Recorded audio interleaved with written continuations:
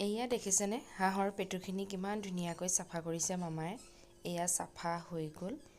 এতিয়া আমি দেখুৱাম যে হাঁহৰ পেটু জ্বলা ভাজি কেনেকৈ বনাওঁ।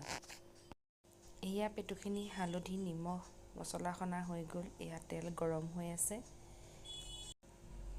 এতিয়া দেখিছেনে মামীয়ে পিঁয়াজখিনি তেলত দি দিছে গৰম হোৱাৰ লগে লগে। এইখিনি জলকীয়া আৰু পিঁয়াজ ৰঙা হোৱালৈকে ভাজিব। এতিয়া মামীয়ে এয়া পেটুখিনি দি দিছে। পেটুখিনি ধুনীয়াকৈ মচমচীয়া হ'লে খাবলৈ টেষ্ট লাগে। আপোনালোকে বাৰু পেটু ভাজি কোনোবাই খাইছেনে? কেনেদৰে বনায় বাৰু আৰু খাই কেনেকুৱা পায় জনাবলৈ নাপাহৰিব দেই। আৰু লগতে এই ভিডিঅ'টো কেনেকুৱা লাগিলে সেইটোও জনাবলৈ নাপাহৰিব।